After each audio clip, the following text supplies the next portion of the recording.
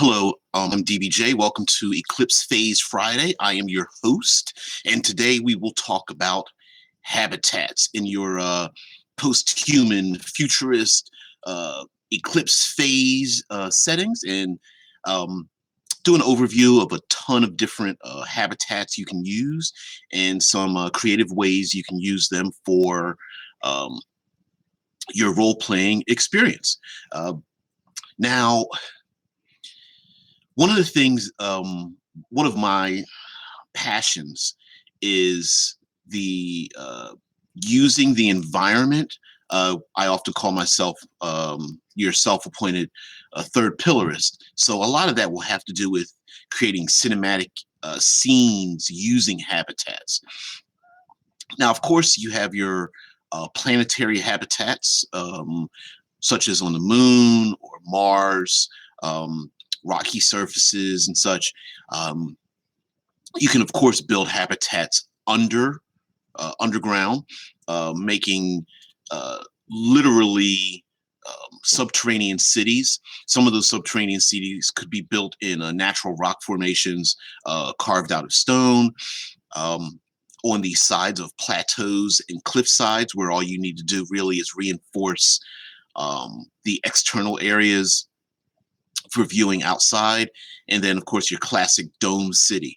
You just basically find yourself a crater, put a big giant translucent dome over top of it, and you're done. Now, um, it's often seen in movies where the translucent dome is basically a one panel system. So you basically have a clear lens over top of it. That may not be I hate to use the word realistic, but that may not be how they're built. It's probably built through scaffoldings and using a large number of like triangular sections that when viewed from far away, it looks like a dome or a rounded section, but it's really just made up of a bunch of struts and triangles. And now, piercing that skin probably is a thing that's like a movie trope. Um, more, hmm,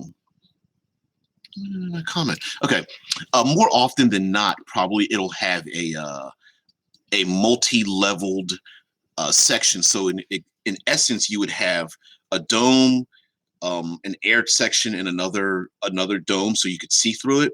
So that if the membrane is pierced, it could be fixed or grown back through uh, nanotechnology or microfabbing in case it gets pierced by outward debris and you want to stop all that radiation. Now, of course, if you were talking far future, we're talking eclipse phase world. So hacking, having the body hacked and having hacks for resisting a lot of that really hard radiation already exists. There's probably calcium hacks in the food and water so that you don't have you don't get those errant mutations and things. And really, that's not really fun to role play through, but just having it as a threat in to a habitat is the thing. Basically, the radiation, the heat, the cold, and flying debris. All right. Now, I mentioned earlier in another video that affecting the life support systems in a habitat, whether it's out in deep space or on the planet, is probably a capital offense. People don't want their air and their water, their radiation, their gravity, their temperatures being messed with. And those systems and those people who can create that really nice balance are probably very valuable, even though it's not a very glamorous job. So anyway, you have yourself your dome cities, but there are also in our solar system, we have ourselves gas giants. Venus and Jupiter are two big ones in terms of population and their use. On Venus, we have ourselves aerostats. Essentially, it's Cloud City from Empire Strikes Back. You know, floating city designed to be buoyant on the gaseous currents that are on the planet. Basically, finding a balance point of filling an aerostat with enough air and being lighter than designed to be lighter than the air and gases around it. Um, whether it's really possible or not to create an aerostat on Venus, I really don't know.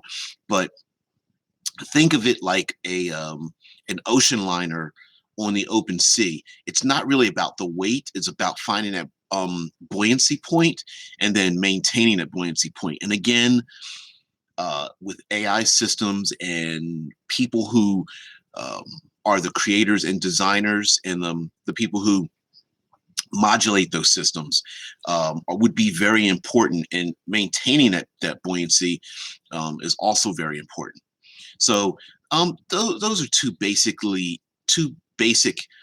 habitats. But we also have moons, such as frozen moons of Europa and Io, and out there in the outer rim, past, of course, past Mars and so on, and icy moons.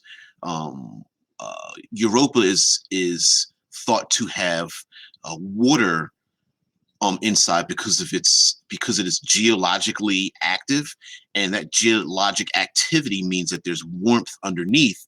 That warmth would melt the ice, so you may have an outer crust of thick ice, 30 to 60 miles thick, and then an interior section as a giant ocean with maybe a central ball, possibly in the core.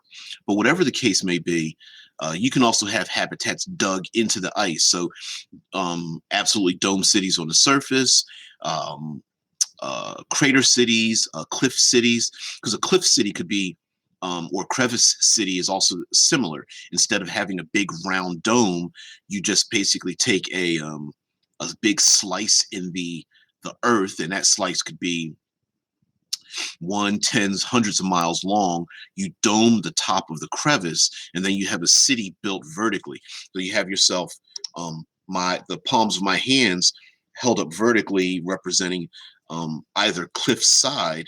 You cover the top surface with something translucent, maybe ways to get in and out, or you have entry and exit points built away from the cliff face, and then you just use tunnels, and you have people living in a vertical society with maybe bridges and things of that nature. So before we move on into space, how can we use these in our game? Well, underground cities and dome cities are really great for these kind of things, because a dome city or a crater city is a great way to have like interior um, aerial combat with hover vehicles, tall buildings, and such. And you can have everything that you have in your major cities on Earth, except that you have the limit that you cannot leave, or you cannot extend yourself to a specific height above the city proper. Now, it's possible for a dome city to actually have sections of the city hanging from the dome itself from the top. So if you're rich, I'm imagining that when the colonists first created dome cities, let's say on Mars or Luna, or on the moon, that they would dig deeper, and those that dug deeper are far more protected from radiation bursts and the dangers of being on the surface of the planets, making them bigger and more expansive. But as technology has gotten better, um, the rich and the powerful and the famous and influential would probably want to be above everyone. I think there's probably a psychological need for those who have power and want power to be above everyone else. And so they would probably then abandon those deep subterranean cities and then build above everyone else, leaving those um, deep subterranean cities open for black marketeers, gangs, illicit activities, and things of that nature. Also, getting around habitats is another thing you can use.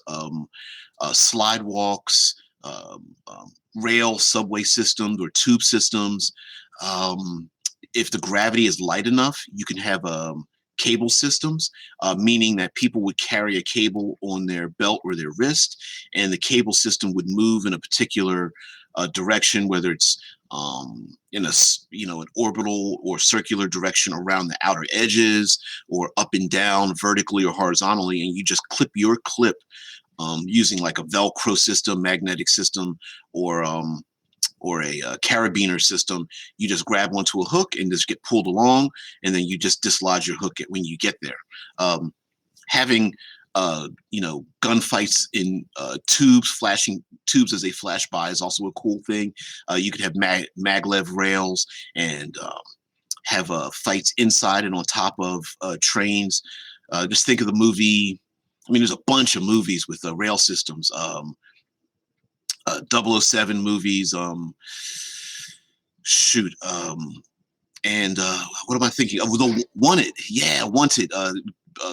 Bending bullets on trains as they fall off of off of bridges and things like that, and all that kind of business. So yeah, you can have a lot of fun with those. And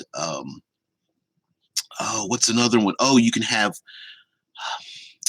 personal vehicles that can zip through tunnels, and then you just get out of the vehicle when you get to the other side. So they could be anything from little small, like motorcycle styled, where you just get into a capsule and drive them, or you could even have there's concept art of like a backpack system where the person just puts the backpack on, and then there's like a three-wheeled system, and at those three wheels you have like maybe two wheels near your arms and a wheel at your tailbone. The three wheels expand into the tube, and then you just jet through the tube to get to the other side. If you're watching, or just send in a comment, you got some questions, or you just want to say something. Although I'd like to keep it more in line with Eclipse phase and post-human kind of thoughts, just talking about habitats. Anyway, but let's get into our space habitats in 0G, which is really the exciting thing. So I don't want to get too scientific, but there are a ton of types of habitats that we think of, both ones that we already know of, that we're using today, and then just taking that and expanding it out. So you have yourself your classic tin cans. I'm sure there's a ton of tin cans left over from expanding into the universe. I'm sure tin cans are like carried everywhere. If you're using Lagrange points, there are 5 Lagrange points in planetary masses, which is essentially a place of relatively stable gravity. Tin cans are probably, and other materials used to create habitats, are probably dumped into, I guess you would say, like a trash point, so the debris doesn't go wild, but you still have a place to use them. And so you can attach a number of tin cans, essentially, basically big giant tubes, narrow space on the inside, and then you just click the tin cans together, like the International Space Station that we have today. I'm sure in the future you could create tin cans that can hold thousands or even tens of thousands of people. It's probably a throwback kind of technology, but they're probably easy and modular to use. Tin cans are great because when there's danger in one of the tin can sections, you can just close off that tin can section, get rid of it. Let's say there's damage to the membrane, a fire breaks out, something like that. You could just close both ends off and just dislodge it and dump it. Well, in a gunfight or a sword fight or something like that, you could have a situation where a hacker maybe breaks in, starts closing off the doors if it's an adversary. The player characters have to both go after the adversary, which might be a hacker or attached to your outer skin, and then get themselves through the corridors, drifting and going at zero gravity through all of these tunnels, down through the tin cans, and making angular turns and things of that nature. Most tin cans we view as having zero gravity, and are a smaller form of like an O'Neill or Burnell cylinder. So tin cans are probably still used, especially for like scientific exploration. Probably easy to assemble. They may even be collapsible. So yeah, you can still insert them, and they probably still exist, especially in um, old gravity wells. So if you want to get those tin cans bigger and spin them for artificial gravity, then you start talking like O'Neill cylinders and Burnell cylinders. Um, Now, think of the type of places like a hollowed out uh, asteroid. So you send yourself some robots to an asteroid, you hollow the thing out, you send them inside, they dig a couple of holes inside, and then they use all of the material inside, excavating it.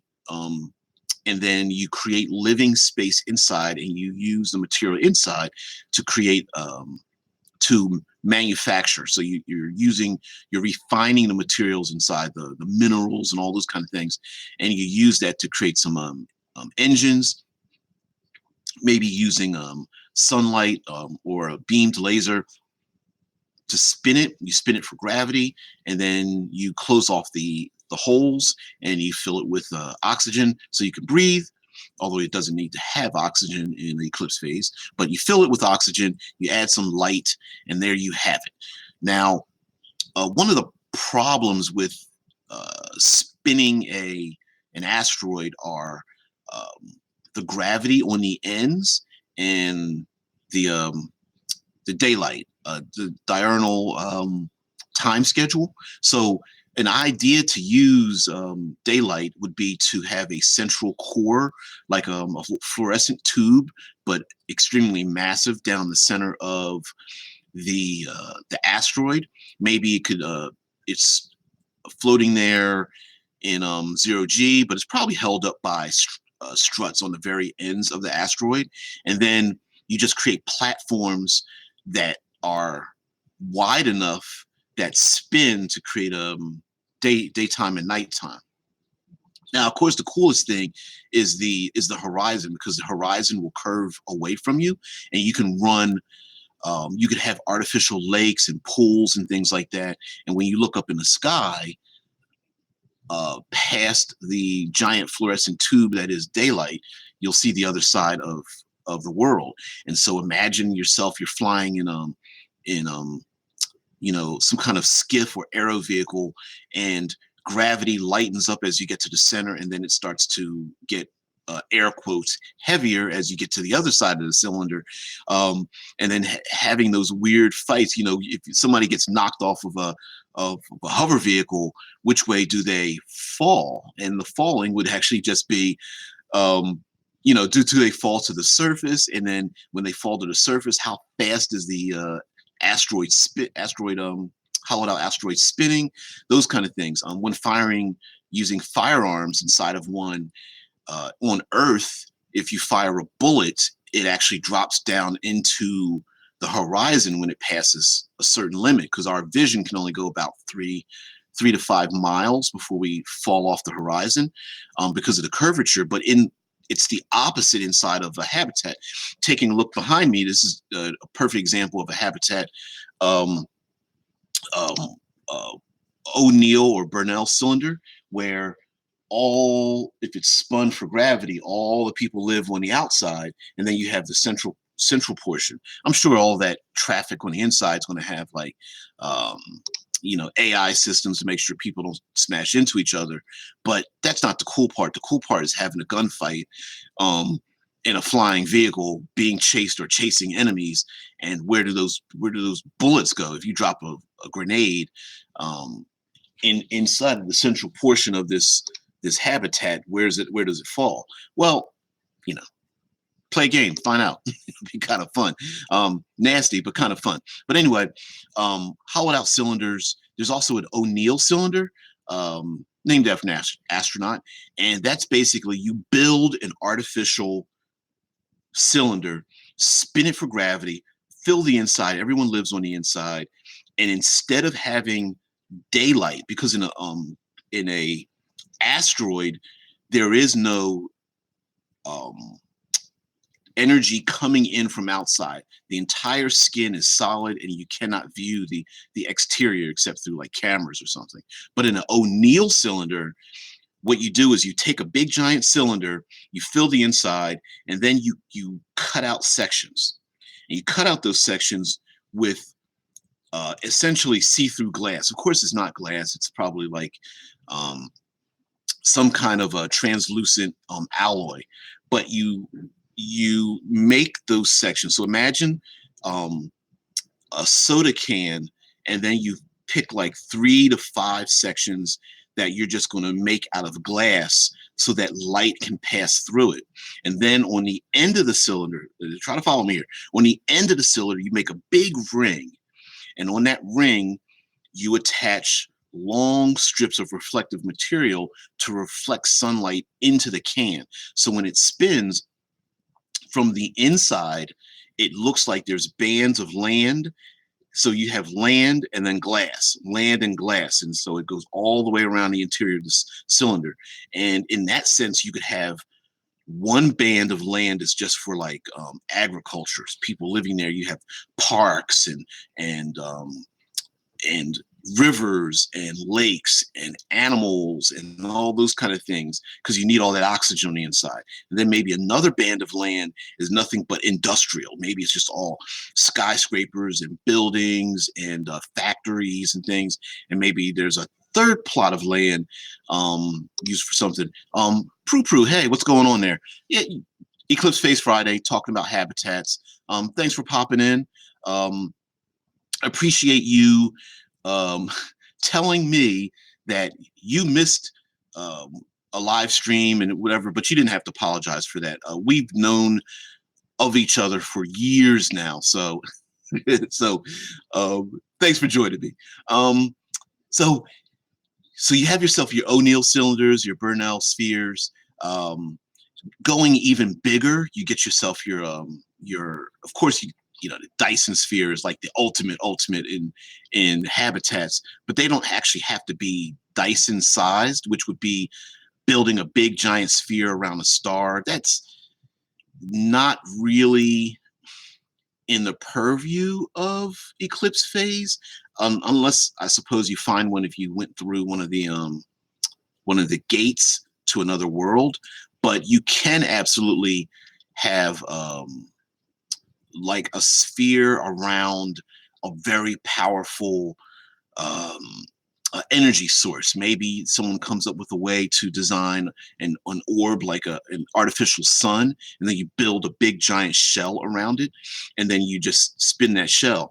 I would say that though that you would probably have issues with lighter gravity on the pivot points, which would actually be kind of cool. So you could have, you know, 1.0 Earth gravity around the central spinning core, and then the gravity just lightens as you go to the ends, and then therefore you could kind of mix the gravity elements in your setting. So you have standard gravity one place, and then you could have an adventure where the players have to perform a heist or infiltrate something. And then when they go to the lighter gravity portions, those player characters that have greater skill or lesser skill in moving around um, microgravity or something like that, will just add more complications and everything. So that could be kind of cool. You also have yourselves your Tauruses. Essentially, think of like your classic ring. Sometimes they're also known as bishop rings. And just imagine yourself the a top, right? You have a big giant ring, and that big giant ring has a central core that's probably very low gravity, and you spin the ring for gravity. Tesla Ranger says apparently someone built a morph the size of a hat out of bacon as an art project. Yeah, yeah, there is a meat hab out there. Yeah, it's in the Tesla Ranger says found on the EP forums. Don't know the canon source. It's in the book. Someone constructed a meat hab, and it's a giant habitat made out of like flesh and meat and bacon and um okay. The writers that made Eclipse Phase are extremely tongue in cheek with a lot of the things. I'm not saying it doesn't exist; it's in the canon.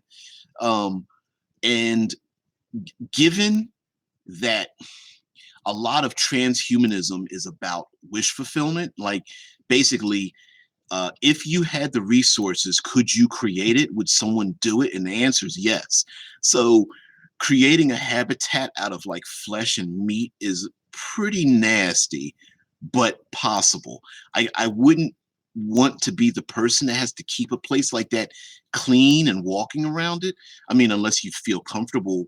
I suppose it would feel warm and cozy, just sleeping in the hallways as you just warmed up next to it. I'm not sure exactly if like there's veins and blood flow and fatty portions in it, and I don't know, nanotech white blood cells or something, but really bizarre. Very, very bizarre. And if I'm not mistaken, I think the person in the canon of it um, implanted themselves into the habitat. Um, yeah, Tesla Ranger says, hey, they had living ships on Farscape. Of course, why not have living ships in transhuman space, right? You can have, and then the definition of a living habitat is kind of fluid, right? Because if you think living in terms of like biological systems, they are possible, but you can also have mechanical ships with nanotechnology, and they can absolutely be alive as well. And then, of course, you have yourself. Um, is it sentient in the terms of like, can you communicate with it, or is it alive with basic functions? Uh, Breeding, living systems without an intelligence behind it. And then, of course, if you have habitats that are alive, that helps a lot with damage in deep space, and a great way for your player characters to get involved in it. As a matter of fact, in the ICRPG, the Index Card RPG, um, really great game system, a rules light system. They have a they have a far future version called Warp Shell, where all the player characters are members of a space crew on a spaceship that is alive and it is sentient, and it warps around the solar system, getting the player characters involved in all kinds of shenanigans. Um, uh, so yeah, one of the cool things you can do with a Taurus is a big ring, is that you can actually stack the ring. So you spin the rings for gravity. Everyone lives inside the ring, but they're supported on the inside membrane. And then you stack each ring. So you could have like 2, 3, 5, 20 rings all together, all spinning for gravity. And each ring itself could be run by maybe a different faction. If they're criminals, you could have different political uh, sections. You could have, each section could have a particular purpose, like one's for life support, one's for farming, one's for military, one's for, perfecting the mind and body. Poo says, I love Moya from Farscape and Interstellar Fish Ship from Nettie Okorafor's Bindi series. I'm not familiar with that one, but I really I like Moya though from Farscape. Farscape is it's like, if you didn't, I think some people didn't get attached to it, but really great concept, and I love the idea of how Farscape created tension in the system, in that world, and so you can do the same thing in your own worlds, and especially with an intelligent or an AI system, um, in opposition to how Eclipse Phase does it. Your player characters could be in a living ship when most people are actually beaming their intelligences across the system, resleeving every time they get to another place. Prue says, sweet sci fantasy by American Nigerian author. I'm going to look that up. I'm going to save this chat and look that up. Yeah, I'm always interested in a ton of different things. It's usually the limitation is not really the um, great series. Usually it's the time involved in reeling, absorbing it. You know what I mean? But yeah, thanks for that. I will take a look at that.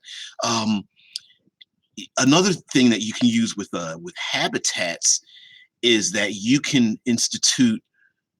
It's a great way to introduce um, really strange and bizarre lifestyles. Think of how people like to isolate themselves, whether it's like politically or religiously or ideologically, and then give them all the resources they want and then send them off into space. And you can have some weird, strange, dark, inbred kind of like um, just think of your worst nightmares, and I'm sure in it could exist in a futurist society because who do they need? They have it's a post scarcity world where all they basically have to do is 3D print just about anything they need. They have AI systems that are smart enough to fulfill their needs. Um, you also have virtual reality, so you can plug yourself into a world that you want, and then without any outside influences, some people can get really bizarre with their wants and desires and such. There are a ton of other habitats you can use, but what I like about rings, about those like basically big giant rings with a central um, low gravity core, is that with a ring, you can have a river that floats around the inside of the ring. So you could actually have aquatic um, interactions, people on boats and that kind of thing. And the water is actually necessary for H2O. You've got oxygen with it. And you can also use it for fission. Anyway, I'm sure I'm probably wrong, but oxygen and water is extremely important um, in space. So filling a ring with water and having that river take you all the way around the outside of its fusion. Thank you very much. I know I corrected on that. Yes, it's fusion. Fission is breaking apart and fusion is combining together, if I'm not mistaken. But anyway, this is in a science lab because I'm your yeah, fission is splitting heavy elements and then fusion is combining them.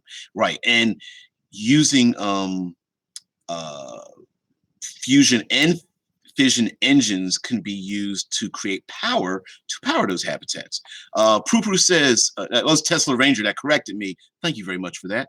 Prupru says the isolated society creep factor is amazingly high with that kind of sci-fi and also post-apocalyptic worlds. Right. So um, uh, um, Mad Max, Road Warrior. You know, the imagine that inbred, Fury Road kind of like feel, but just placing that in these habitats around your solar system or even beyond the solar system would be a real thing, because there would be no outside influence. The persons or people or organization that gets everyone to move or desire to want to go to these habitats will control the narrative. And even if the people rebel against it, the rebellious people, the ones in power, will control the narrative. And anyone that doesn't like how you live there can kick you out. Hey, you don't need to be here. We don't have police. We don't have any, military. We don't have people telling us what to do. This is what we're going to have. Now, I understand, eclipse phase writers, transhuman writers can only go so far, but you can imagine yourself. I mean, there's some really nasty ideological individuals out there. Like, for example, you can have a habitat filled with nothing but pedophiles. Real. I mean, now, of course, from the outside, you probably want to blow it out the sky before you even got there, which is your prerogative. Have some fun with that. You know what I mean? Use those pedophiles as a target practice before you move on. But I can imagine that would be a thing.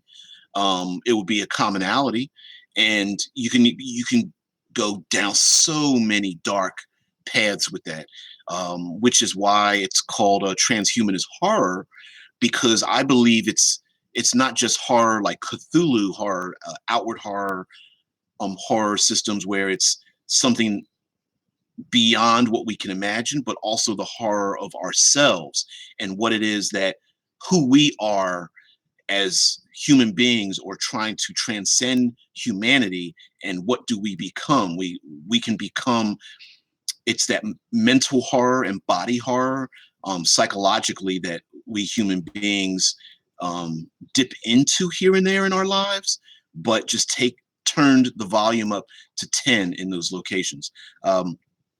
Habitats also, you know, of course, you can have your zero G habitats where you can have one or more asteroids kind of linked together with basically like carbon nanotubes, and then just leave it zero gravity, so it looks like a mass of different rocks held together with frameworks, and then you just travel through the frameworks to get from rock to rock. And there, of course, everyone would have to be used to having a zero gravity environment, but you can attach more and more rocks. Let's say you're out in the asteroid belt, which I believe is beyond Mars orbit, and there's a ton of like asteroids out there, and so people could collect those asteroids, maybe use one as their home, and then the other asteroids could be like for farming or for military, for education, and maybe each smaller rock could be used as like a political faction, rich people, those kind of things, important personages, and then just attached through struts. And those struts may be very big. I mean, a strut itself might be hundreds of, even thousands of feet or meters wide that you travel through. Also, there's a geodesic, and this kind of habitat is designed for like the people that live out in Neptune, Saturn, and even beyond that. And now imagine yourself a big giant ball held together with struts. My mind is picturing the kid's toy that is like when you grab it, it expands out into a big giant ball, but it's made up of a ton of little tiny um, struts. And then imagine the inside isn't hollow, but is connected and given form by struts run throughout it. And then what you do is it's so large that on the inside you attach to those struts habitats themselves. So you have a big giant ball. That ball has a membrane. Inside this zero gravity ball, out in the void of space, you have struts that connect the whole thing so that it's given um, a stable form so it doesn't collapse in on itself. And then on each of those struts, and either where they meet or along the lines of those struts, you wrap around them habitats of different kinds. And then all the people that live inside of that, the geodesic ball, become a community. And um, haven't really seen, I've tried to look up concept art to imagine what that would look like and haven't found it, but there are a number of them that are in the canon of Eclipse phase that are anarchist uh, locations, and those anarchist locations, they basically combine together as a commune, a collective, for science and technology and defense and criminal activity and those kind of things. And inside the struts, you can travel back and forth, maybe using them as again like a rail system, or maybe like an air system where the air just pushes you along so you can be moved along, or just use a cable system. Again, of course, you have the problem of, not problem because it's actually a good thing because it creates some dynamic action, but you have the problem of using firearms and explosives in locations of absolutely capital offense. So, but what I would suggest is having some encounters on the outer skin of the internal habitats with inside the geodesic. So maybe the player characters are using like magnetic boots on the outside of the habitat. They are inside of the geodesic, so that they have to maybe leap from one habitat to another, or ride along the struts because to attach to one of the rail cars, maglev cars that are going from place to place, those kind of things. So anyway, I just wanted to talk about habitats. There's a ton of it. Use and abuse them. Have create tension by having the habitat be under stress from whether it's like falling out of line because the gravity isn't correct. Maybe it's falling into an atmosphere.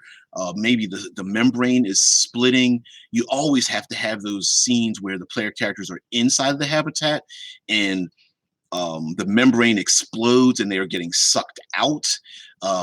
Maybe there's a way to block being, ejected out into space. Player characters attaching to each other with cables to try to pull themselves in while having a gunfight with some enemies. Having the walking on the outside membranes using like magnetic boots and cables to hold themselves on. Um, all kinds of things. Using spacecraft and jetpacks. Just the enemy and player characters are using like jetpacks on their boots and backpacks to move around. The movie Gravity is an excellent demonstration of how dangerous zero gravity can be when you get out of control. Of course, this is in space, and so there are people adapted to zero gravity, but being flung out into zero gravity can really stun someone momentarily, and then someone can take advantage of it. So if you're a good guy, bam, you blast a bad guy, they go tumbling into space, and then you take your sniper rifle and just blast them before they can get themselves oriented. Also, maglev trains can move around the skin of some of these habitats, so you get yourself your high-speed chases. You can have people attached to them, and they didn't want to be attached to them, getting dragged along. Those kind of things. And of course, you have your dangers of gravity, heat and cold, having spacesuits broken open and being exposed to the dangerous outer elements in space, and so therefore you have those tension creating things as well. So I just wanted to talk about. I love Eclipse Phase. I love the game. I'm not very fond of the mechanics of it. It doesn't bother me, but it's not my favorite. I'm not a fan of the vast number of skills. Those negatives do not hold me back from that game. I think it's worth the setting material itself. So although it sounds like I'm talking negative about the game, I wouldn't do a video called Eclipse Phase if I didn't love it. I don't see a lot of support for it, so this is just my thing on Fridays to do it. Guys, Prue, thank you for being supportive of me and interacting with me for so long. Tesla Ranger, I hope you are taking those Tesla coils and taking them out into the wide, long, open to range of space. Prue says, I find the Expanse pretty inspiring for many of these things. Why didn't I bring up the Expanse? Thank you. Thank you. Thank you. The Expanse is sweet when it comes to blending the realities of living in space, having a community of people in space. If for no other reason, watch The Expanse for just that. I know The Expanse got canceled and then it got picked up by Amazon. You got to check out The Expanse. All the little details, especially, I just have to say this one thing, especially the one scene where the main characters, the crew, the ragtag crew, have been arrested, and debris punches through the spacecraft, and there's no preamble. All you do is you just see them sitting in these chairs. 1 minute he's talking, the next minute the guy's head is gone, and there's just this hole that punched straight through the room, and you see the blood pouring out of the neck and getting sucked into space. And it's just like, what the hell? And so of course they had to like extricate themselves from the chairs, take a metal plate or whatever they used. Yeah, oh my, that was just, Tesla Ranger says, oh my God, I remember that scene. That is so awesome because it just came out of nowhere. That scene was just, you're just like, are you kidding me?